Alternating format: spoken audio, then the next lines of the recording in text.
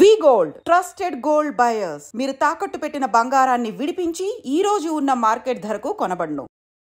నమస్తే, welcome to iDream inside politics with కవిత.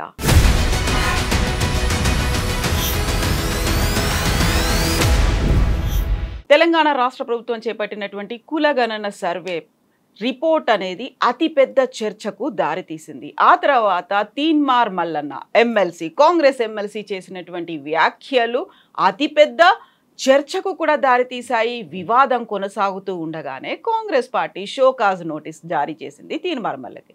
ఈ లోపుగానే Mallanna MLC పదవికి రాజీనామా చేసి సరికొత్త బీసీ పార్టీని పెడతారనే వార్తలు ఎందుకని వినిపిస్తున్నాయి? ఇందులో అసలు తప్పెవరిది? ఎందుకని ప్రభుత్వం 100% కులగణన సర్వే చేపట్టలేదు? బీసీల లెక్క ఎందుకు తప్పింది? మనతో పాటుగా ఉన్నారు సీనియర్ లీడర్ ఇందిరా శోభన్ గారు. ఇందిరా గారు నమస్కారం అండి. సో కులగణన సర్వే చేపట్టిన వెంటనే బోల్డ్ అంత చర్చ జరిగింది. ఆ తర్వాత ఆ ప్రాసెస్ గురించి, జరుగుతున్నటువంటి ప్రొసీజర్ గురించి, అందులో ఉన్నటువంటి క్వశ్చన్స్ గురించి కూడా అన్ని క్వశ్చన్స్ అనేవి వచ్చాయి. ఇప్పుడు వెరీ లేటెస్ట్గా బీసీల లెక్క తప్పింది, ఎందుకని తక్కువయ్యారు అనే ఒక మాట, ఆ తర్వాత తీన్మార్ మల్లన్న చేసినటువంటి వ్యాఖ్యలు, ఈ ఎంటైర్ ఎపిసోడ్లో తప్పంతా తెలంగాణ రాష్ట్ర ప్రభుత్వం అందులోనూ కావాలని చేశారు అనే మాట మీరేమంటారు? ప్రజల్లోకి ఫస్ట్ ఆఫ్ ఆల్ తెలంగాణ రాష్ట్రంలో ఉన్నటువంటి ప్రజలందరూ కూడా ఈ ప్రభుత్వానికి కృతజ్ఞత చెప్పుకోవాల్సిన అవసరం ఉంది. ఎందుకని? దేశంలో ఎప్పుడు ఇక్కడ వరకు అంటే స్వతంత్రం వచ్చిన 70 సంవత్సరాల్లో మన లెక్కే లేదు. దేశంలో పక్షులకు ఉంది, పందులకు ఉంది, కుక్కలకు ఉంది లెక్క. ఏమున్నది, ఎంత ఉంది అని దానికి. జంతువులకు ఉన్నవిలో మనుషులకు లేకపోయింది 70 సంవత్సరాల కాలంలో. సెన్సస్ జరుగుతుంది కదా, ఎప్పుడూ కూడా లేదు. అధికారికంగా కులగణన అనేది ఈ దేశంలో జరగలేదు. 1931 జరిగిన బ్రిటిష్ కాలంలో ఉన్న కులగణన లెక్కలే మన దగ్గర అధికారికంగా శాస్త్రీయంగా జరిగిన లెక్క మన దగ్గర ఉంది. ఆ తర్వాత ఏది జరగలేదు. అది ఎప్పటికప్పుడు టెంపరర్లీ అప్పుడు ఉన్నటువంటి స్కీమ్ల బేస్లోనో అప్పుడు వాళ్ళకి అవసరమైనటువంటి బేస్లోనే ఈ దేశంలో లెక్కలు జరిగినాయి తప్ప ఎప్పుడు కూడా అధికారికంగా కులగణన అనేది జరగలేదు. సో మొట్టమొదటిసారిగా రాహుల్ గాంధీ గారు తీసుకున్న నిర్ణయానికి ఇవాళ మేము పెట్టిన manifesto, at the same time ఈ దేశంలో ఎక్కువ వర్గాలు నష్టపోతున్న వర్గాల లెక్క తేలాలన్నది రాహుల్ గాంధీ గారు చాలా దృఢ సంకల్పంతో ఉండి జోడో యాత్రలో తీసుకున్న నిర్ణయాన్ని ఈ రాష్ట్రంలో, అంటే మేము కేంద్రంలో అధికారం వచ్చింటే దేశం అంతా జరిగేది, దేశంలో అధికారంలో రాలేదు కాబట్టి ఎట్లీస్ట్ మనం చెప్పాము జరగాల్సిన అవసరం ఉంది. ఇవాళ అధికార పార్టీకి, దేశంలో అధికారంలో ఉన్న పార్టీకి మనం చెప్పాలంటే మన రాష్ట్రంలో మేము ఎక్కడెక్కడ అధికారంలో ఉన్నామో ఆ రాష్ట్రాల్లో చేసినట్లయితే ఈ అధికార ప్రభుత్వానికి కూడా మనం ఒక ఆదర్శంగా నిలబడుతున్న ఉద్దేశంతో రాహుల్ గాంధీ చెప్పిన దానికి ఈ రాష్ట్రంలో మేనిఫెస్టోలో పెట్టిన విషయాన్ని రేవంత్ రెడ్డి గారు ఇనిషియేట్ తీసుకొని కులగణన మొదలుపెట్టారు. కులగణన 50 రోజులు సమయం ఇచ్చారు. సో హిస్టారికల్ నిర్ణయం జరిగినప్పుడు మన పార్టీలకు అతీతంగా ఆయా వర్గాల మనము ఆ ప్రభుత్వానికి అండగా నిలబడాల్సినటువంటి అవసరం ఉంది. సో ఒక ప్రక్రియ మొదలుపెట్టినప్పుడు ఇప్పుడు దానికి సంబంధించినటువంటి దాంట్లో పొన్నం ప్రభాకర్ గారు బీసీలకు రిలవెంట్గా ఇవాళ ఆయన మంత్రిగా ఉన్నారు. సో దళితులకు రిలవెంట్గా దామోదర్ రాజనరసింహన్ ఉన్నారు. సో ఇవాళ వీటికి ఒక సబ్ కమిటీగా కమిటీకి చైర్మన్ ఒకటి చేశారు. దాంట్లో ఉత్తమ్ కుమార్ రెడ్డి గారిని చైర్మన్కి ఇచ్చిన్నారు. సో ఇదంతా అయిపోయిన తర్వాత లెక్కలు తేయడమే కాదు, పక్కాగా లెక్కలు తేలినాక దానికి మనం చట్టబద్ధత కల్పించాలి. అప్పుడు మాత్రమే చేసిన లెక్కకు మనం ఎక్కడ మాట్లాడిన దానికి శానిడిటీ ఉంటుంది. ఇన్ కేస్ ఎవరైనా ఎప్పుడైనా ఎక్కడైనా కోర్టుకు వెళ్ళినా కూడా కోర్టు ఏమడుగుతుంది, కోర్టు గైడ్ లైన్స్ ఏముంది, మీ రాష్ట్రంలో కులగణన చేశారా, మీ లెక్క ఎంత ఉందో లెక్క ఉందా అని అడుగుతుంది. సో ఇవాళ ఆ కులగణన అన్నది సుప్రీంకోర్టుకి వెళ్ళినా, నువ్వు ఏ కోర్టుకి వెళ్ళినా కూడా ఆ గణన జరిగిన లెక్కలు అన్నది ఆధారం అవుతాయి. ఇంకొక ఎగ్జాంపుల్ మీకు ఇస్తాం. గత ప్రభుత్వం 10 సంవత్సరాల్లో వాళ్ళు ఒక లెక్క చేశారు. 2014 తెలంగాణ రాగానే 2014 ఆగస్టు 19వ తారీఖు నాడు 24 కోట్ల రూపాయలు ఖర్చు పెట్టి ఆనాడున్న ముఖ్యమంత్రి కేసీఆర్ గారు, నువ్వు ఎక్కడున్నా సరే ఈ దేశంలో నువ్వు తెలంగాణ బిడ్డవైతే నువ్వు వచ్చి నీ పేరు నమోదు చేసుకో, లేదంటే నువ్వు రేపటి నుంచి తెలంగాణోడి కావని చెప్పారు. అప్పుడు అందరు ఆధారబాధగా నిజంగానే మన రాష్ట్రం ఏర్పడ్డది, నేను ఈ ప్రాంతం బిడ్డను కావాలంటే రిజిస్టర్ చేసుకోవాలని వచ్చి రిజిస్టర్ చేసుకొని పోయినారు. మనం రిజిస్టర్ చేసుకున్న తర్వాత ఆ లెక్క ఎక్కడైనా అధికారికంగా మీరు బయట పెట్టినారా? అధికారంగా పట్టలే. ఈ రాష్ట్రంలో ఉన్నటువంటి 4 కోట్ల ప్రజల లెక్కను ఒక కుటుంబం అవసరాల కోసం, వాళ్ళ రాజకీయ పబ్బం కోసం, రాజకీయంగా ఎవరెవరిని ఎక్కడ వీక్ చేయాల దానికోసం మాత్రమే ఆ లెక్క వాళ్ళు ఉపయోగించుకున్నారు. దానికి ఒకవేళ మీరు అట్లా కూడా మాట్లాడుకున్నా కూడా మరి ఇవాళ ఏ మొహం పెట్టుకొని ఏ ఫేస్ పెట్టుకొని ఇవాళ బీఆర్ఎస్ పార్టీ మాట్లాడుతుందని అడుగుతున్నా. ఇప్పుడు ఇందిరా గారు, ఇప్పుడు మీరు అన్నారు ఒక మాట, బీఆర్ఎస్ ప్రభుత్వం దాన్ని బయట పెట్టలేదు, ఒక కుటుంబం కోసం అంటున్నారు. అదే కాంగ్రెస్ పార్టీకి చెందినటువంటి ఎమ్మెల్సీ తీన్మార్ మల్లన్న కూడా ఒకే ఒక పర్సన్ పేరు చెప్తున్నారు, జానారెడ్డి చేసినటువంటి కుట్ర ఇది, ఎందుకని బీసీల లెక్క తప్పింది, మీరేమో లెక్క తేలుతుంది అన్నారు, కాదు బీసీల లెక్క తప్పింది అనేది. అక్కడ కుటుంబం అయితే ఇక్కడ కేవలం ఒక పర్సన్, అది కూడా కాంగ్రెస్ పార్టీకి చెందినటువంటి పర్సన్ జానారెడ్డి గారి మీద ఎందుకు వెళ్తోంది ఇదంతా? జానారెడ్డి గారి మీద ఆయనకైనా పర్సనల్ కక్ష ఉందేమో తెలియదు మరి నాకు. పర్టికులర్గా జానారెడ్డి పేరు గారు చెప్పే జానారెడ్డి గారిని గురించి మాట్లాడుతున్నారంటే అది ఎవరు కూడా దాన్ని హర్షించారు, పార్టీలకు అతీతంగా కూడా ఎవరు హర్షించారు. ఎందుకనంటే ఒక జానారెడ్డి నిర్ణయం కాదు కదా అది. సో జానారెడ్డి నిర్ణయం అంటే జానారెడ్డి గతంలో ఆయన రూరల్ డెవలప్మెంట్ సంబంధించి మంత్రిగా పనిచేశారు. ఆయన అనుభవం ఏమైనా పనికొస్తుందని ప్రభుత్వ పరంగా ఆయన అడుగుంటారు సలహా సూచనలు. అంత మాత్రాన మొత్తం జానారెడ్డి గారే చేశారంటే అది ఎవరిని ఒప్పుకుంటారా? కాదు కదా. సో ప్రభుత్వాల్లో ఒక అనుభవజ్ఞుడు ఉన్నప్పుడు తప్పకుండా అతను ఎక్కడున్నా కూడా అతని యొక్క సర్వీస్ తీసుకోవడానికి ఎవరైనా ఓకే చెప్తారు. అంత మాత్రాన ఆయననే టార్గెట్ చేసి ఈయన మాట్లాడడం అన్నది సరైన కాదు. కానీ నేనేమంటుంది మళ్ళనంటే, నీ దగ్గర ఏమున్నది లెక్క, ఆ లెక్కకి ఉన్న సానిడిటీ ఏంటి, నీ దగ్గర ఉన్నటువంటి ఆధారం ఏంటి, ఆ ఆధారానికి ఉన్న సానిడిటీ ఏంటి, అదే కదా ఏదైనా. ఇప్పుడు మల్లన్న బయట ఇంత గాయి చేస్తుండు కదా, కోర్టుకెళ్ళు లెక్క తప్పైతే. ఇప్పుడు ఆయన ఆ లెక్కల్ని కూడా ఇస్తున్నారు. నేను ఒకటి చెప్తా మీకు, నేను ఆయన ఏం మాట్లాడుతున్నాడంటే, ఒక ఛానల్లో కూర్చొని ఆ రోజు మాట్లాడినప్పుడు నేను కూడా విన్నాను, ఆయనకే క్లారిటీ లేదు, ఏ లెక్క బేస్ లో మాట్లాడుతున్నా క్లారిటీ లేదు, లెక్క లేవంటాడు, మరి ఈ లెక్క తప్పంటాడు, మళ్ళీ కేసీఆర్ లెక్క ఇది కరెక్ట్ అంటాడు, మళ్ళీ జరసేపు కాగానే ఇది లెక్క కాదంటాడు. 2011 సెన్సెస్ ని బేస్ చేసుకొని చూస్తే ఇప్పుడు వచ్చినటువంటి కులగణనని బట్టి ఈ 22 నుంచి 24 లక్షల మంది బీసీల లెక్క తెలియట్లేదు, 3% ఇంకా దీంట్లో కులగణనలో పాల్గొనలేదు అనే మాట. 97% ఎలా తీసి చెప్తారు? 2011 సెన్సెస్ తర్వాత 2 రాష్ట్రాలు మనం విడిపోయినాం, తెలంగాణ ఆంధ్రగా 2 విడిపోయినాం కదా. ఏ జనాభా ఎవరు ఎక్కడ పోయినారో అనేది నీ దగ్గర ఉన్న ఆ లెక్కకి ఇది లెక్కకు పొంతనవుతుంది ఎక్కడైనా? కామన్ సెన్స్ క్వశ్చన్ కదా అది. సో అదే బేస్ చేసుకొని ఆయన మాట్లాడుతున్న దానికి మనం ఎట్లా చెప్తాం దాన్ని? సో నువ్వు ఆ లెక్కల నుంచి తీసుకున్నా కూడా 100% కులగణన కాదు కదా అది. అది కులగణన కాదు. ఆ 2000 సెన్సెక్స్ అంటే ఎకనామికల్ గా వాళ్ళ యొక్క ఏమున్నది దాని గురించి సంబంధించింది. ఆ సెన్సెక్స్ సంబంధించిన దాంట్లో మన దగ్గర డేటా ఉంటుంది. ప్రభుత్వ పరంగా పాలనా పరంగా ప్రజలకు ఏం చేయాలని దానికోసం జరిగేటువంటి సెన్సెక్స్ అది. అయితే ఇక్కడ బీఆర్ఎస్ చేసినటువంటి లెక్కలు, వాళ్ళు ఇచ్చినటువంటి లెక్కల ప్రకారంగా టోటల్ పాపులేషన్, ఎస్సీ పాపులేషన్ వాళ్ళు ఇచ్చినటువంటిది 17.48. ఇప్పుడు ప్రజాపాలన ప్రభుత్వం ఇచ్చినటువంటి లెక్క 17.43. అదే ఎస్టీ పాపులేషన్ అప్పుడు వాళ్ళు 9.88 ఇచ్చారు, ఇప్పుడు ఇది 10.45. అట్లాగే బీసీ పాపులేషన్ 51.09 ఇంక్లూడింగ్ ముస్లిం 51.09.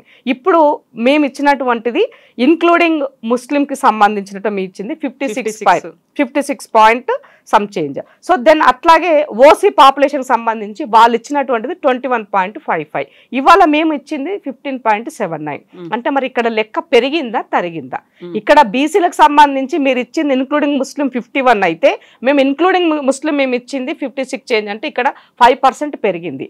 అట్లాగే ఓసీలు ఇక్కడ లాస్ట్లో 21 ఉంటే ఇప్పుడు ఓసీలు 15లో వచ్చారు, అంటే ఇక్కడ ఓసీలు తగ్గినట్టే కదా. ఓసీలు లెక్క ఎక్కువ చేసి చూపించినారంటే అది ఎట్లా లెక్క? ఈ ఓసీలో కూడా 15లో కూడా మనకి ఎంత 3% వరకు ఓసీ ముస్లింలుగా చూపించినటువంటి లెక్క, మిగతా రిమైనింగ్ 12% అన్నది ఇప్పుడు ఉన్నటువంటిది. మినిమం ఉండకుండా ఉంటారా 12%, 10%, 12% ఉంటారు కదా, ఉంటారా? అంటే ఇప్పుడు మనము ఒక మాట మాట్లాడేటప్పుడు చెప్పేటప్పుడు దానికి ఒక సానిడిటీ ఉండాలి. మనం ఇప్పుడు ఎన్ని మాట్లాడుకున్నా కూడా ఎన్ని చెప్పినా కూడా అధికారికంగా నా దగ్గర ఆధారం లేకుండా ఇది నేను చెప్పిందే ఇది కరెక్ట్ అని అంటే అది సరి అయినది కాదు.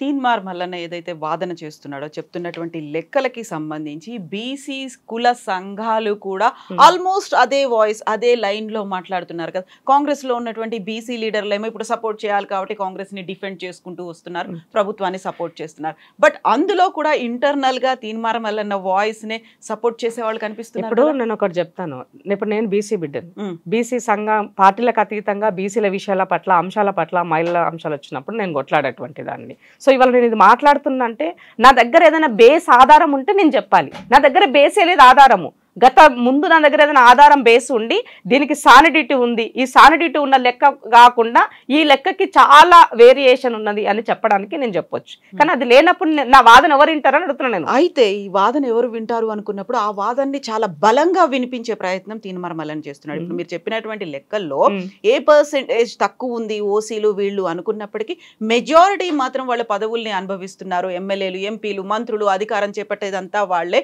మన బడ్జెట్ ను కూడా వాళ్ళకే కేటాయిస్తున్నారు అనే మాట. అంటే మా మీదే మీరు ఆధారపడి ఉంటున్నారు. ఒక రకంగా బీసీ బిడ్డగా మీరు కూడా రాజకీయాల్లోకి రాకముందు నుంచి కూడా ఈ మాట చెప్తూ వచ్చారు, బీసీలది రాజ్యాధికారం కావాలి, ఏకం కావాల్సినటువంటి అవసరం ఉంది. ఇప్పుడు మల్లన్న చేసినటువంటి వ్యాఖ్యలకి ఒక రకంగా ఇంటర్నల్ గా అయినా మీకు అనిపిస్తుంది ఇప్పుడు మల్లన్న చెప్పే మాటలకి ఆయన చెప్పే దాంట్లో కొంత వాస్తవం ఉన్నప్పటికీ కూడా ఆయనకి ఆ సానిటీ కోల్పోయినాడు, ఆ విశ్వాసం కోల్పోయినాడు మల్లన్న. ఇప్పుడు ఒకటి చెప్తా మీకు నేను, మీరు పార్టీలో ఉన్నారు, పార్టీలో మీరేంటి అప్పుడు పార్టీలో చేరినప్పుడు ఎమ్మెల్సీ టికెట్ కోసమే చేరారు, V6 నుంచి వచ్చి టికెట్ కోసం చేరారు. ఇవాళ మళ్ళీ మీరు వచ్చిన తర్వాత పార్టీ మీరు ఎన్ని చేసినా, ఎలక్షన్ల ముందు మీరు పార్టీని ఎంత తిట్టి ఎంత ఏం చేసినప్పటికీ కూడా మీకు పార్టీ అవకాశం ఇచ్చింది. ఎందుకంటే ఒక సామాజిక స్పృహ ఉన్నోడు కొట్లాడతారు సమాజం కోసం అని ఇచ్చారు.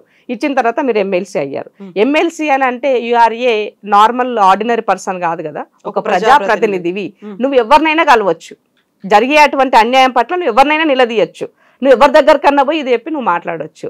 కానీ నువ్వు అది ఉపయోగించుకోలేదు. ఎందుకు అనుతున్నా, 50 రోజులు సర్వే జరుగుతున్నప్పుడు ఆ సర్వే జరిగే సందర్భంలో నీవు టెక్నికల్ గా చేయాల్సిన అంశాలు ఎందుకు చేయలేదని అడుగుతున్నాను మల్లన్నని. సో ఇవాళ టెక్నికల్ గా చేయాలంటే ఎవరిని అడగాల? ఆ కమిటీలో నిన్ను 2-3 సార్లు పిలిచారు, మాట్లాడినారు. ఆ సందర్భంలో నీకు ఏదైనా తేడా కనిపిస్తే ముఖ్యమంత్రి దృష్టికి ఎందుకు తీసుకెళ్ళలే? లేదు ముఖ్యమంత్రి వినలేదు అనుకుందాం, కాసేపు రాహుల్ గాంధీ దగ్గరికి పోవచ్చు, మరి పార్టీకి అయితే ఇవ్వచ్చు కదా, మరి పార్టీకి ఎందుకు ఇవ్వలే? ఇప్పుడు మా ఇన్ఛార్జి ఉన్నారు, మా ఇన్ఛార్జి ఆయనతో చాలా మంచిగా ఉంటారు, మరి అలాంటప్పుడు అట్లీస్ట్ ఆ ఇన్ఛార్జి కన్నా మీరు చెప్పుండొచ్చు కదా. అక్కడ కూడా మీరు ఎలాంటి ప్రయత్నం మీరు చేయలేదు. అంటే ఇక్కడ కేవలము మల్లన్న గమనించిన నాకు అర్థమైంది ఏంటంటే, నేను కావాలనుకున్నటువంటి చట్టసభలో నాకు కావాల్సినటువంటి ఎమ్మెల్సీ నాకు వచ్చేసింది. రాజకీయ కోణంలో ఆయన ఇంకేదో ఎక్స్పెక్ట్ చేస్తున్నాడు.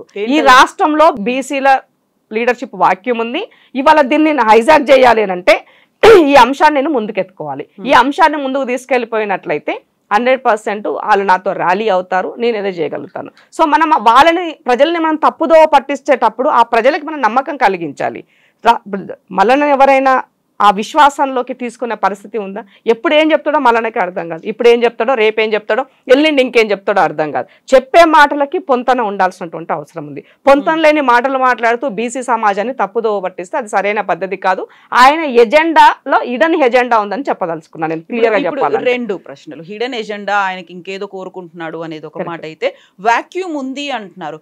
ఆర్ కృష్ణయ్య గారు ఇదే పని దశాబ్దాలుగా చేస్తూ వస్తున్నారు కదా, అప్పుడెందుకు ఏకం కాలేదు? ఇప్పుడెందుకు ఈ వాయిస్ ఇంత బలంగా వినిపిస్తుంది? ఆయన కూడా పోరాడారు కదా. ఇప్పుడు ఆర్ కృష్ణన్న పోరాడి ఆయన పార్టీని ఎంచుకున్నాడు, పార్టీ వైపు లైన్లో వెళ్ళిపోయాడు. ఆర్ కృష్ణని వాళ్ళ బీజేపీలో ఉన్నాడు. ఇవాళ మల్లన్న అనేటువంటి వ్యక్తి నిజంగానే బీసీల గురించి మాట్లాడే తత్వం, బీసీల గురించి ఉన్నటువంటి వ్యక్తి అయితే ఎంతమంది బీసీలు కొట్లాడే బీసీలు నీ వేదిక పైన ఉన్నారో చెప్పు నాకు. మొన్న నువ్వు మాట్లాడే ఎవరున్నారు, ఎంతమంది ఉన్నారు అంటున్నా నేను. యాక్టివ్ గా కొట్లాడి, ఇప్పుడు బీసీ అనగానే నా పేరైతే యాదకు వస్తుందా? ఇందిరా శోభన్ అంటే కొట్లాడుతుంది, సమాజం కోసం నిలబడుతుంది, జెన్యూన్ అని తెలుస్తుంది. ఈ రోజు వరకు కూడా ఆయన చేసే ఒక్క మీటింగ్ కూడా మాకు తెలియదు, ఏది లేదు, ఎలాంటి వాటికి ఇన్ఫర్మేషన్. అంటే ఆయన ఏదో చెప్పాలని మా ఇంటెన్షన్ కాదు, అంటే మీకు ఆయన ఒక చిత్తశుద్ధి గురించి చెప్తున్నాను నేను. ఆయన మాట్లాడేదాన్ని బట్టి నేను ఇప్పుడు ఈ సందర్భంలో నేను ఎప్పుడు ఎక్కడ మాట్లాడలేదు, బట్ ఇప్పుడు మీరు అడుగుతున్నారు కాబట్టి చెప్పాల్సి వస్తుంది నేను. అంటే ఆయనకన్నా తెలివిగా ఆయనకన్నా ఎక్కువ అదిగా ఉన్నా, ఆయనతో పాటు ఈక్వల్గా ఉన్నానంటే ఆయన దాన్ని డైజెస్ట్ చేసుకోవడం అని నాకు అర్థమైంది మరి దాన్ని బట్టి. కాబట్టి ఒక సమాజం కోసం నువ్వు కొట్లాడుతూ ఉన్నప్పుడు, ఆ సమాజంలో గురించి మనం మాట్లాడుతూ ఉన్నప్పుడు దానిని మనము వీక్నెస్గా తీసుకొని ఎదుటోడిని దెబ్బగొట్టే ప్రయత్నం చేస్తే సరి అనేది కాదు. ఇవాళ నువ్వు మాట్లాడడం వల్ల, నువ్వు చేయడం వల్ల ఈ సమాజాన్ని తప్పుదోవ పట్టిస్తూ రేపు ఎన్నడూ లేని విధంగా అమ్మ పెట్టదు అడుక్కొనియదు కదా. ఇవాళ భారతీయ జనతా పార్టీ కేంద్రంలో ప్రధానమంత్రిగా ఉన్నటువంటి నరేంద్ర మోడీ చేయాల్సినటువంటి అంశాన్ని ఆయన చేయలేకపోవడం వల్ల ఇవాళ మనం చేసాం.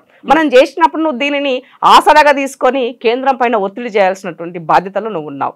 అది వదిలేసి ఈ రాష్ట్రం మీద నువ్వు పోరు పెడితే ఎట్లా? సరే నువ్వు కాసేపు అంటే నాకు అర్థమవుతుందంటే ఈయన వెనక పూర్తిగా భారతీయ జనతా పార్టీ ఉన్నారని నాకు అనిపిస్తుంది. ఎందుకు ఆ మాట అంటుందంటే, ఈ రాష్ట్రంలో భారతీయ జనతా పార్టీ పాగా వేయాలనుకుంటుంది. తను పాగా వేయాలంటే ఏం చేయాలి? ఇలాంటి వాటిని ఎరవేయాలి. సో ఎరవేయాలంటే ఈ రకమైనటువంటి రాజకీయం నడపాలని ఆయన ఆలోచిస్తున్నా నాకు అర్థమవుతుంది. అంటే మల్లన్నని ఉపయోగించుకుంటున్నారు. ఎగ్జాక్ట్లీ అంతే కదా. ఇప్పుడు ఆయన అవసరమైనప్పుడు ఎవరో ఉండాలి, ఉన్నప్పుడు ఈయన మాట్లాడుతున్నాడు, నడిపిన 4 రోజులు, అదే కదా వాళ్ళకు ఉన్నటువంటిది. అంటే ఆ లైన్ లో భాగంగానే ఇవాళ ఇది జరుగుతుందని చెప్పాల్సిన అవసరం ఉంది. నిజంగానే మల్లన్నకు చిత్తశుద్ధి బీసీల పట్ల ఉంటే, దమ్ము ఉంటే, ఈ రాష్ట్రంలో ఉన్న బీఆర్ఎస్ గాని బీజేపీ గాని ఇవాళ ప్రధానమంత్రి పైన ఒత్తిడి చేయండి, కేంద్రంలో కులగణన చేయమని చెప్పండి. అప్పుడు ఆటోమేటిక్గా ఈ రాష్ట్రంలో కూడా కులగణన జరుగుతుంది కదా. మేము చేసినటువంటి లెక్కలు తప్పైతే ఆ రోజు మీరు రీసర్వే చేసినప్పుడు, అంటే ఈ రాష్ట్రంలో కేంద్ర కులగణన మొదలుపెట్టినప్పుడు నీ లెక్క నా లెక్క తేలిపోతుంది. ఈ ప్రభుత్వం తప్పు చేస్తే ఈ సమాజం ముందు తల వంచుకుంటుంది, లేదా దాని మూల్యం చెల్లించుకుంటారు. మీకు దమ్ము ధైర్యం ఉంటే అది చేయండి. అయితే ఈ రాష్ట్రంలో ఉన్న బీజేపీ నేతలైనా, ఇప్పుడు మాట్లాడే మల్లన్న అయినా, ఈ రాష్ట్రంలో ఉన్న బీసీ సంఘాలని, ఇవాళ ఆర్ కృష్ణ బీజేపీలోనే ఉండు, మా కృష్ణ ఒప్పియమని చెప్పండి నరేంద్ర మోడీ గారిని. అందరు బీసీ బిడ్డలకు న్యాయం జరుగుతుంది కదా, మేము కూడా సంతోషిస్తాం. అప్పుడు అయితే న్యాయం జరుగుతుందని మీరు అంటున్నారు, చట్టబద్ధత కల్పించాలని అసెంబ్లీ సెషన్ పెట్టారు, కేంద్రానికి పంపించారు. బట్ సుప్రీంకోర్టు అనేది ఉంది ఇక్కడ. చట్టబద్ధత ఇవన్నీ అంశాలు పక్కన పెట్టినప్పటికీ ఎలా యాక్సెప్ట్ చేస్తుంది అనుకుంటున్నారు? సుప్రీంకోర్టు దగ్గర నుంచి కూడా ఒక ఆమోదం అనేది రావాలి. ఇప్పుడు కేంద్రంలో ఈడబ్ల్యూఎస్ వచ్చింది. ఎకనామికల్ బ్యాక్వర్డ్ క్లాస్ కింద మీరు తీసుకున్నప్పుడు వాళ్ళ పర్సంటేజ్ ఎంత ఉండింది, ఎంత తీసుకొచ్చినారు? మీరు ఏం లెక్కలు చేయకుండానే 10% అని మీరు ఇచ్చారు. అప్పటికే ఆల్రెడీ మన స్లాబ్ 100 ఉంది. 100లో ఉన్నప్పుడు మీరు ఆ 10% తీసుకొస్తే అది కోటా పెరిగిపోయినట్టే కదా.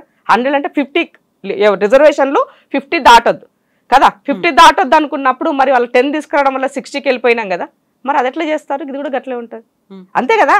ఇప్పుడు టెక్నికల్గా నువ్వు మాట్లాడాల్సి వచ్చినప్పుడు నువ్వు చేస్తే కరెక్ట్ అయింది, నేను చేస్తే తప్పవుతుందా? కాబట్టి నేనంటే పార్టీలకు అతీతంగా ఒక అవకాశం వచ్చినప్పుడు మనం దాన్ని ఉపయోగించుకోవాలా. ఇవాళ ఈ రాష్ట్రంలో ఉన్నటువంటి రేవంత్ రెడ్డి గారు ఒక ముఖ్యమంత్రిగా ఆయన ఒక హిస్టారికల్ డిసిషన్ తీసుకొని దానిని శానిటీ కల్పించడం కోసము చట్టసభల్లో అసెంబ్లీ పెట్టి అసెంబ్లీలో ఒక చర్చ పెట్టారు. ఆ చర్చలో కూడా మీరు కూర్చోకుండా బయటకు వెళ్ళిపోయారు. ఆ చర్చలో కనీసం బీజేపీ కానీ బీఆర్ఎస్ కానీ దానికి ఎక్కడైనా వాళ్ళు ఇచ్చారా? ఎస్, మేము చేసినటువంటి లెక్కలకి మేము కేంద్రంలో కూడా చేయమని చెప్పేసి, దేశవ్యాప్తంగా చేయమని చెప్పేసి మేము ఒక రెజల్యూషన్ని పాస్ చేస్తున్నామని ఒక రెజల్యూషన్ చేస్తే దాంట్లో మీరు ఆ రెజల్యూషన్లో మీరు ఉన్నారా? వెళ్ళిపోయారు వాకౌట్ చేసి. అంటే మీకు ప్రజల పట్ల చిత్తశుద్ధి ఉందని అనుకోవాలా? మనకి న్యాయం జరుగుతుంది, సామాజిక వర్గాలకి న్యాయం జరుగుతుంది, సమన్యాయం జరుగుతుంది అనుకున్నప్పుడు మీరు దాన్ని యాక్సెప్ట్ చేయడానికి అర్థమైంది కదా. రేవంత్ రెడ్డి గారు సోషల్ జస్టిస్ డే అని చెప్పారు.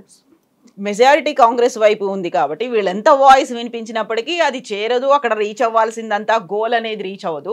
బట్ ఇక్కడ మీరు అన్నటువంటి ఈ మాటను బట్టి ఒక రాజకీయంగా వాడుకుంటున్నారు మల్లన్నను అనుకున్నప్పుడు అంత ఈజీగా అలా లొంగిపోతారా? ఎందుకంటే ముందు నుంచి ఆయన కావాల్సింది ఏంటి? ఇప్పుడు ఒక గ్రూప్ అయినా బయటకు వెళ్ళినప్పుడు ఆయన రేపడో కుంపటి పెట్టి ఇంకేదో పని చేయాల్సి వచ్చినప్పుడు, ఫర్ ఎగ్జాంపుల్ రేపు లోకల్ బాడీ ఎలక్షన్స్ ఉన్నాయి. లోకల్ బాడీ ఎలక్షన్ లో ఈయన ఒక దానికి అదిగా పని చేస్తున్నప్పుడు కొద్ది మందిని, ఇప్పుడు డబ్బులు బోల్డ్ ఉన్నాయి మళ్ళీ కాడ, పైసలు ఏం తక్కువ లేవు కదా, మస్తు సంపాదించిండు.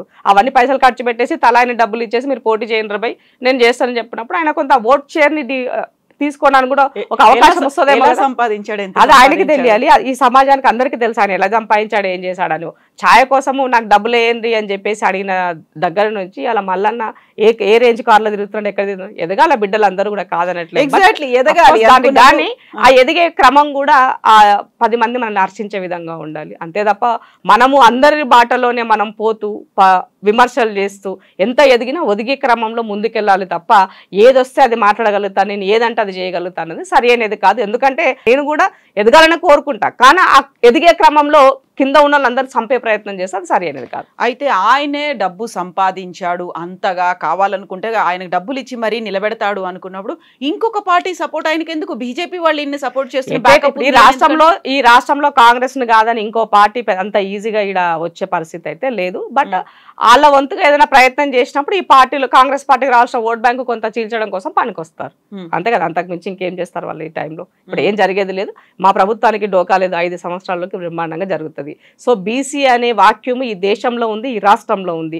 దానిని ఎరగా వేసుకొని వాళ్ళ బలహీనత ఆసరా చేసుకొని వాళ్ళు ఎదగడం కోసం ఉపయోగించుకుంటారన్న బాధ మాత్రం నాకుంది. ఎందుకనంటే జెన్యున్గా బీసీల కోసం కొట్లాడండి, మేము హర్షిస్తాం, మా సపోర్ట్ కూడా మీకు ఇస్తాం. కానీ జెన్యున్గా బీసీల కోసం కొట్లాడకుండా మీ రాజకీయ అస్తిత్వం కోసము, మీ స్వార్థం కోసము బీసీలను వాడితే మాత్రం సహించేది లేదని మాత్రం గుర్తు చేస్తున్నా. ఇవాళ ఈ రాష్ట్రంలో ఉన్నటువంటి బీసీ సంఘాలు, ఇప్పుడు మా జాజుల సీనాని ఉన్నాడు, ఈనో వెల్, ఆయనకు అన్ని తెలుసు, ఏం జరుగుతుందన్నది తెలుసు. మరి అలాంటప్పుడు జాజుల సీనన్న కూడా 50 రోజులు సర్వే మనకు టైం ఇచ్చినప్పుడు ఆ సర్వే టైంలో కానీ ఆయన పేరు నమోదు చేసుకోలేదట. ఆయన పేరు నమోదు చేసుకోలేకపోతే మా సీనన్నకి ఏదో చెప్పాలా? ఇవాళ హరీష్ రావు, కేటీఆర్ గారు కనీసం మా సర్వేలో కూడా వాళ్ళ పేరు నమోదు చేసుకోలేదు. కాబట్టి ముఖ్యమంత్రి గారు చెప్పారు సర్వేలో పార్టిసిపేట్ కాని వాళ్ళకి మాట్లాడే నైతిక హక్కు లేదని చెప్పారు. అంతే కదా. ఇప్పుడు సమాజ బాధ్యత ఇక్కడే కదా, ఒక సమాజంలో మన బాధ్యత కదా. మీ జాజుల సీనన్న ఒక బీసీ బిడ్డ, ఆయన కాంగ్రెస్ లీడర్, చాలా ముందు నుంచి ఇందులో పాలిటిక్స్ లో ఉన్నారు. నిజంగా బీసీల కోసం న్యాయం జరగాలి అనుకున్నప్పుడు ఆయన రెస్పాన్సిబిలిటీ కదా. ఎస్, నేను పార్టిసిపేట్ చేయాలి, నా వివరాలు నేను ఇవ్వాలని ఆయనంతటా ఆయన అనుకోవాలి కదా. ఆయన ఎందుకు అనుకోలేదు? మీరు అన్నమాట ఇప్పుడు ముందుకు రావాలి అనుకున్నప్పుడు మల్లన్న ఒక అడుగు ముందుకేశాడు, అందరినీ ఏకం చేసే ప్రయత్నం చేశాడు. అలాంటి పని వీళ్ళు ఎందుకు చేయలేకపోయారు? అందుకే ఇప్పుడు నేనేమంటున్నా, ఆయన యంగ్స్టర్ గా ఉన్నాడు, మళ్ళీ యంగ్స్టర్ గా ఉన్నాడు. ఆయనకు పొలిటికల్ అంబిషన్ ఆయనకు ఉంది. ఆ పొలిటికల్ అంబిషన్ లో ఏదో చేయాలన్న ఆలోచనలో ఉన్నాడు. ఏది దొరికితే దాన్ని పట్టుకొని వెళ్ళాలనుకుంటున్నాడు. అవుతా అది మంచి అవుతుందా చెడు అవుతుందన్నా కూడా ఆయన ఆలోచించుకోవట్లేదు. సో ఆ లైన్ లో భాగంగానే ఆయన ఎడబోర్లో పడతాడని మాత్రం చెప్పదలుచుకున్న ఈ సందర్భంలో. బట్ ఏదని అనుకున్నా కూడా అన్ని సందర్భాలు ఒకే రకంగా ఉండవు, అన్ని సమయాలు ఒకే రకంగా ఉండవు. మన దగ్గర నిజంగా ఆధారాలు ఉండి ఆధార బేస్లో ఈ ప్రభుత్వాన్ని బద్నాం చేస్తే ఎవరైనా బిలీవ్ చేస్తారు. అవేమి లేకుండా ఎస్ మీరు అన్నట్టుగా పార్టీలో కొంత మనకు రావాల్సినటువంటి వాటా ప్రాపర్గా దక్కట్లేదు, కొంత నష్టం జరుగుతుంది. అలాంటప్పుడు నీ గొంతు ఇప్పు, అది వితిన్ పార్టీలో ఇప్పు, దాని గురించి మాట్లాడు. ఈ సమాజం కూడా హర్షిస్తుంది. మనం దాచినంత మాత్రాన దాచుకోదు కదా. మనం దాచినంత మాత్రాన ఈ సమాజం తెలియకుండా ఉండదు కదా. పార్టీలో జరిగేటువంటి విషయాలని మనము ఇంటర్నల్ గానే మాట్లాడుకోవాలి. అది పార్టీ లైన్. నువ్వు అనుకున్నప్పుడు ఏం చేయాలి? మనం బయటకు వెళ్ళిపోవాలి, రిజైన్ చేసి బయటకు వెళ్ళాలి. నీ వాక్ స్వేచ్ఛను నువ్వు మాట్లాడొచ్చు. అది నీ వాక్ స్వేచ్ఛ ఉంది కదా అని ఎదుటోడి యొక్క హక్కులకు భంగం కలిగించే విధంగా ఉండొద్దు కదా. వాళ్ళు ఇష్టంగా మాట్లాడదు కదా. మరొక కమ్యూనిటీ గురించి ఆయన మాట్లాడాడు, అలా మాట్లాడొచ్చా? 2 కమ్యూనిటీల గురించి అట్లా మాట్లాడొచ్చా? ఎవరైనా సరే మాట్లాడొచ్చా? ఈ సమాజంలో వాళ్ళు కూడా ఉన్నారు కదా. కానీ వాళ్ళు చేసే తప్పుని ఎత్తి చూపు ఈ సమాజానికి. కానీ వాళ్ళని ఆ రకమైనటువంటి నీచమైన పదాలు ఉపయోగించి మాట్లాడొచ్చా? మాట్లాడకూడదు కదా. అంటే ఫస్ట్ ఎవరో ఒక కామెంట్ ఇలాంటి కామెంట్ చేశారు కాబట్టి మనము అదే కామెంట్ కామెంట్ చేసిన పౌరుడు అనామకుడు, ఒక ప్రజాప్రతినిధి కాదు, ఇంకెవరో కాదు. అట్లా చేసినప్పుడు మనం దాన్ని తీసుకోవాలి. ఆయనకు తెలుసు ఎప్పుడు ఏ రాయి వేస్తే ఆ రాయి పట్టుకొని ఏమవుతుందని ఆయనకు తెలుసు. ఆయన క్లియర్ ఇంటెన్షన్ లో ఉన్నాడు, ఈ పార్టీ నన్ను సస్పెండ్ చేయాలి, నేను బయటికి పోవాలి, నేను ఇంకో పని చేయాలని ఉన్నాడు. దాంట్లో భాగంగా ఇవన్నీ జరుగుతున్నాయని చెప్పాల్సిన అవసరం ఉంది. క్లియర్ గా సస్పెండ్ చేయలేదు, షోకాజ్ నోటీస్ కూడా ఇవ్వడం చాలా ఆలస్యంగా ఇచ్చారు. ఇప్పుడు కాంగ్రెస్ పార్టీలో అంత పెద్ద సభ జరిగింది, అంత భారీ కామెంట్, అసలు ఎవరు చేయనంత కామెంట్, ఎక్స్పెక్ట్ చేయని కామెంట్ ఆయన చేసిన తర్వాత రోజుల తరబడి ఒక నిర్ణయం తీసుకొని షోకాజ్ నోటీస్ ఇచ్చారు, సస్పెండ్ చేయలేదు. బట్ ఇప్పుడు మల్లన్న మాత్రం ఎప్పుడు కూడా పార్టీలు సస్పెండ్ చేయవు. ఫస్ట్ వాళ్ళకి షోకాజ్ నోటీస్ ఇస్తారు, ఇచ్చిన తర్వాత దాని ఎక్స్ప్లెనేషన్ అడుగుతారు. ఎందువల్ల నువ్వు దీన్ని మాట్లాడవు. అది ఇచ్చినప్పుడు వాళ్ళు సాటిస్ఫై అయితే కంటిన్యూ చేస్తారు, లేదనుకుంటే సస్పెండ్ చేస్తారు. So at a time suspend చేయరు. కాబట్టి ఆ ప్రాసెస్ లో భాగంగానే ఇన్ఛార్జి గారు లేకున్నారు లోకల్లో, కాబట్టి ఆమె వచ్చిన తర్వాత ఆమెతో ఏం జరిగిందని పార్టీలో డిస్కషన్ చేసిన తర్వాత నెక్స్ట్ షోకాజ్ నోటీస్ ఇచ్చారు. షోకాజ్ నోటీస్ తర్వాత ఇప్పుడు తిన్మార్ మల్లన్న ఒక రాజీనామా చేయాలి, అటు కాంగ్రెస్ పార్టీకి ఎమ్మెల్సీకి కూడా రాజీనామా చేయాలి అనే దాంతో పాటుగా బీసీ పార్టీని పెట్టబోతున్నారు. తొందరలోనే ఒక బీసీ పార్టీ తెలంగాణలో రాబోతుంది అనే మాట ఎంత స్ట్రాంగ్గా అయితే వినిపిస్తుందో, నెక్స్ట్ కాబోయే సీఎం తిన్మార్ మల్లన్న అనే మాట కూడా అంతే స్ట్రాంగ్గా ఎందుకు వినిపిస్తుంది? ఇప్పుడు అది ఏమంటారు, మానిపులేటర్లో మాట్లాడుతారు, ఏమంటారు కళ్ళు మూసుకొని పిల్లి పాలు తాగుతున్నట్టుగా చెప్పుకుంటున్నారు తప్ప దాంట్లో ఎలాంటి అది లేదు. మల్లన్న మీరు ఒక గుర్తుపెట్టుకోండి, మొన్న ఎమ్మెల్సీ పోటీ చేసినప్పుడు మల్లన్న గెలిచిన గెలుపు అది గెలుపుగా చాలా మంది రిసీవ్ చేసుకోలే. ఎందుకు? అసలు అతని పైన ఎంత వ్యతిరేకత ఉన్నది, ఎంతమంది అతన్ని వ్యతిరేకించున్నారు, ఏమేం చేసిందన్న దానికి. సో ఒక పెద్ద ఎత్తున అతని పైన ఒక నెగిటివ్, ఒక లాస్ట్ మినిట్లో ఆయన కళ్ళకు నీళ్ళు పెట్టుకున్నాడు మల్లన్న. అది కూడా ఈ సమాజం చూసింది. అంటే నేనేమన్నా అంటే ఆయన నేను ఇది జరిగిపోతుంది ముఖ్యమంత్రి అంటే బీసీ ముఖ్యమంత్రి అయితే సంతోషమే, కానీ ఆ దిశగా మన వెంట ఎవరున్నారు, ఏం సాగుతుందని కదా. రాజకీయం అంటే ఈజీ కాదు కదా. సో ప్రజలని ఎడ్యుకేట్ చేసినంత మాత్రాన ప్రజలు 100% మనకు ఓటేస్తారు. ఇప్పుడు నేను గౌడ కమ్యూనిటీని, నా కమ్యూనిటీ వల్ల నాకే 100% ఓటయ్యారు. ఎవరికి నచ్చితే వాళ్ళకి వేస్తారు ఓట్ బ్యాంక్ వచ్చినప్పుడు.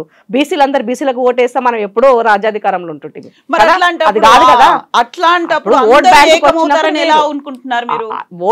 వచ్చినప్పుడు ఓట్ బ్యాంక్ పర్సన్ లో డిఫరెంట్ గా ఉంటుంది. భారతీయ జనతా పార్టీ నయాన భయాన అధికారం కావాలనుకున్నప్పుడు తన యొక్క అన్ని కుయుక్తులను అన్ని పన్నాగాలు చేస్తుంది. సో నెక్స్ట్ ఈ రాష్ట్రంలో అది తను చేయాలనుకున్న వాటికి మెల్లమెల్లగా ఒక్కొక్కరిని మెంటల్గా ప్రిపేర్ చేస్తూ మూవ్ ఆన్ అవుతుంది. మీకు దానికి ఎగ్జాంపుల్ ఇంకోటి కూడా ఇస్తాను నేను. ఈ రాష్ట్రంలో ఎస్సీ వర్గీకరణ జరిగింది. సుప్రీంకోర్టు జరుగుతున్న సందర్భంలో ముఖ్యమంత్రి గారు సుప్రీంకోర్టు జడ్జిమెంట్ రాగానే ఇమీడియట్ గా అదే రోజు అనౌన్స్ చేశారు. అనౌన్స్ చేసి దానికి సంబంధించినటువంటి పూర్తి ప్రాసెస్ ప్రక్రియను అంతా కూడా చేసి దానికి చట్టబద్ధత కల్పించడానికి కోసం ఇవాళ పెట్టింది. సో ఇవాళ దీనికి పూర్తి బాధ్యతగా దామోదర రాజనరసింహన్ ఒక మంత్రిగా ఆ జాతి బిడ్డగా దాన్ని న్యాయం చేయడం కోసము ఆయన ఎంత చేయాలో. టీడీపీ హయాంలో 7% ఉంది, ఇవాళ వాళ్ళకి 9.8% వచ్చింది. అంటే పెరిగింది కదా వాళ్ళ లెక్క. పెరిగినప్పుడు దాన్ని కూడా మందకృష్ణన్న బయటికి వచ్చి ఆయన పోరాటాలు చేశాడు. మందకృష్ణన్న కాదనలే మనం, కానీ దాన్ని కూడా ఆయన వ్యతిరేకిస్తూ దామోదర రాజనరసింహ మోసం చేశాడు, ఆయనని బర్తరఫ్ చేయండి, తీసేసేయండి, వేరే 2 దళితులకు ఇవ్వండి అని చెప్పి ప్రెస్ మీట్ పెట్టాడు. అంటే దీని లైన్ ఏమున్నదని అర్థం చేసుకోవాలి మనం. ఆయన కూడా మీ జాతి బిడ్డే కదా, ఆయన న్యాయం చేశాడు. కింద అట్టడుగున ఉన్నటువంటి వాడికి కూడా అవకాశం కల్పించాడు. డక్కలి అనేటువంటి ఒక కమ్యూనిటీకి వాళ్ళని కింద గ్రూప్లో ఉంటే పై గ్రూప్కి యాడ్ చేయడం వల్ల వాళ్ళకి అక్కడ కూడా వాళ్ళు బెనిఫిట్ పొందినారు. అలాంటప్పుడు మీరు సుప్రీంకోర్టు గైడ్లైన్స్లో ఉన్నటువంటి దాన్ని బేస్ చేసుకొని ఏకసభ్య కమిషన్ ఏదైతే ఇచ్చిందో దాని తీర్పు మేరకు ఇవన్నీ నిర్ణయాలు జరిగినాయి. ఒక రేవంత్ రెడ్డి గారు లేదంటే దామోదర రాజనరసింహ నిర్ణయాలు చెయ్యలే.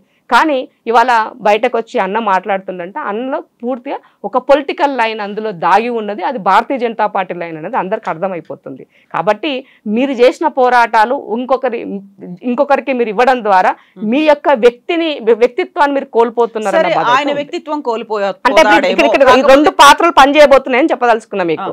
ఒకవైపు నుంచి మందకృష్ణన్న, ఇంకొక వైపు నుంచి తీన్మార్ మల్లన్న, వీళ్ళిద్దరిని ఉపయోగించుకొని ఈ రాష్ట్రంలో వాళ్ళు ఏదో చేయాలన్న ఆలోచనలో ఉన్నారనేది నాకు అనిపిస్తుంది. కానీ ఈ రాష్ట్ర ప్రజలు చాలా చైతన్యవంతులు, అంత ఈజీగా ఒకరిని నమ్మే పరిస్థితి ఉండదు.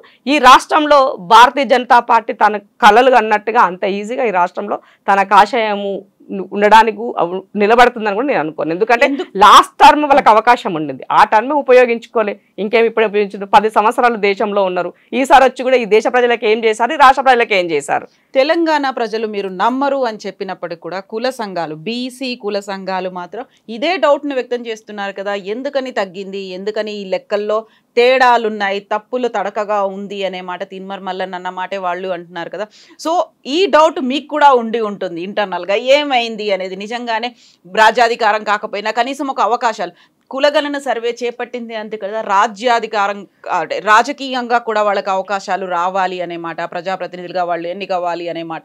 సో ఆ డిమాండ్కు ఏం చేయాలంటారు? ఒక తీన్మార్ మల్లన్న ఒక పావుగా వాడుతున్నారు, లేకపోతే ఆయన్ని ఒక అవసరాల కోసం బీజేపీ వాడుకుంటోంది అనుకున్నప్పుడు ఏం జరగాలి, ఏం చేస్తే బాగుంటుందని మీ సజెషన్? ఇప్పుడు అందరం చేయాల్సిందల్లా ఒకటే, ఈ రాష్ట్రంలో లెక్క మీరు తప్పని మీకు నమ్మకం లేదు కదా, విశ్వాసం లేదు కదా. మీరు నమ్ముతున్నారా?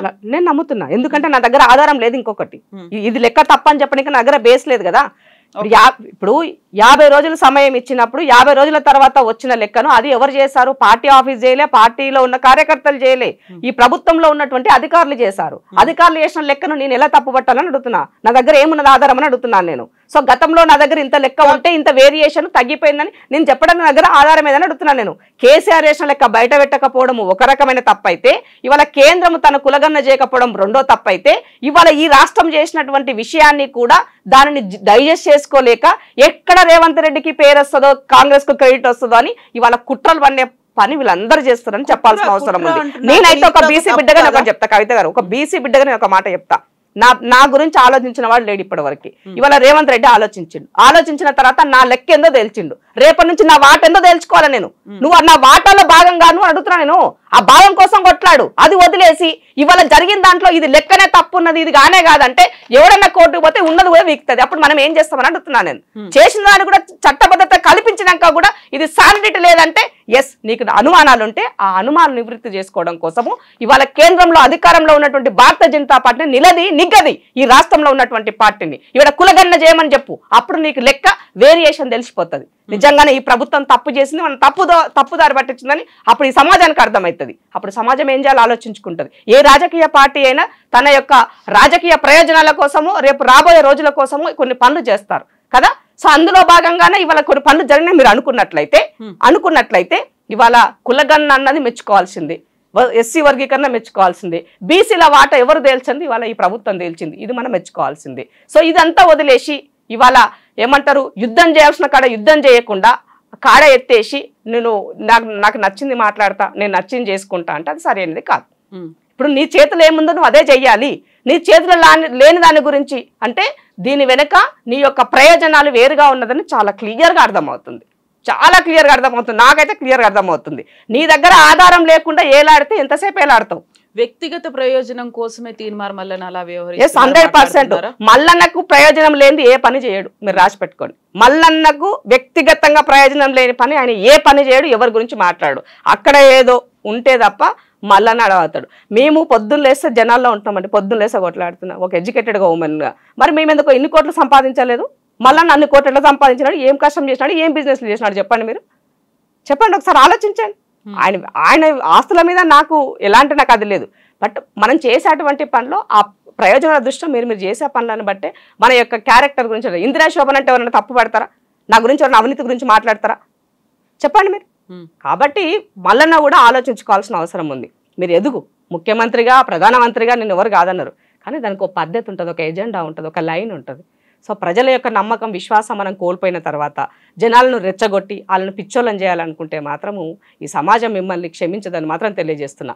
రాబోయే రోజుల్లో బీసీలకు రావాల్సినటువంటి వాటాలో మీరు కనుక ఇవాళ కిరికిరి పెట్టి దీన్ని ఇబ్బంది పెట్టే ప్రయత్నం చేస్తే రేపు వచ్చేటువంటి దాంట్లో మళ్ళీ ఇంకింత మనము ఎప్పుడు చూసినా వీళ్ళకి ఇదే పరిస్థితి, బీసీలు కొట్లాడుకుంటారు తప్ప అనుభవించడం తెలియదని మరొకసారి ప్రూవ్ చేసిన వాళ్ళు అవుతారు ఈ రాష్ట్రంలో. ఎస్ ఇందిరా గారు, థ్యాంక్ యూ సో మచ్ అండి. చూద్దాం భవిష్యత్ ఏమవుతుందనేది. థ్యాంక్ యూ అండి.